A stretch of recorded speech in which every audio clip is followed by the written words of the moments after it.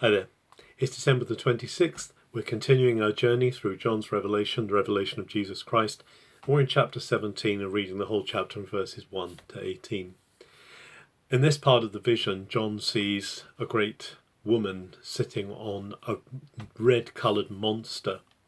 And this is in opposition, or is in contrast to the woman we've seen earlier, who has given birth to the man-child and who is protected by God. This woman instead is given to sexual incontinence, to moral incontinence. She's given to fornication, and she has the number 7 is connected with this monster that she's riding. It has 7 heads and 10 horns, and again it's connected with these people of the earth. She's riding on many waters, and the many waters, we're told later in the chapter, signify many nations.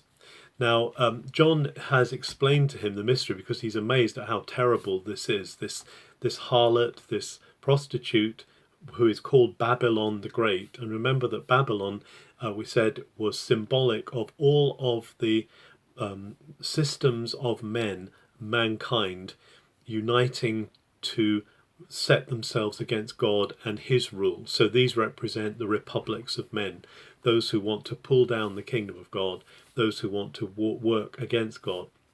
And so God is showing this as this harlot, this prostitute, who is given the name Babylon, which obviously is the name of the ancient empire.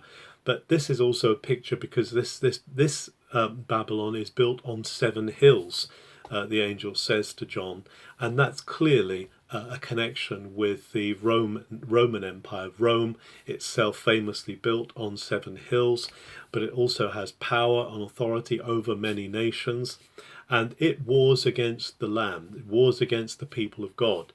And of course, during the early years of the church, Rome had taken the stance of great persecution. There'd been much bloodshed, there'd been much death among the followers of Jesus Christ, and that was still going on.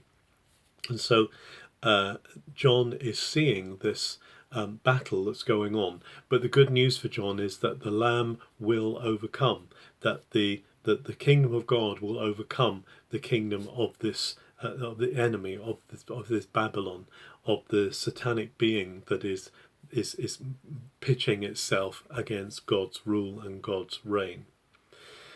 And all of the inhabitants of the earth are amazed at this beast. That everyone is impressed by it. Those who are not marked with the mark of the Lamb are taken with this amazing monster that can do all these amazing things. And obviously people were impressed with the Roman Empire. The Roman Empire had spread its power across many nations, and that's the last part of the chapter. Talks about this beast and this prostitute in her awful incontinence, in her awful lack of control, who has spread her fornication across the earth to many nations.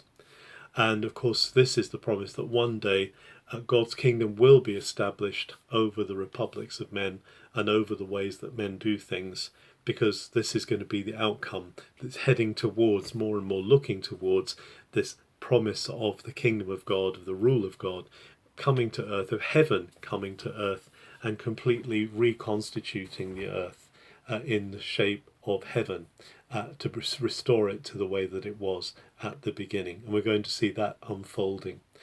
As we continue to see so much happening around us which seems to have discounted God and which seems to have left him out of the equation, we must not be afraid that God has let go of the earth. God is still intent on bringing heaven to earth. He's still intent on having his kingdom come, and that's what we pray each day: your kingdom come, your will be done on earth.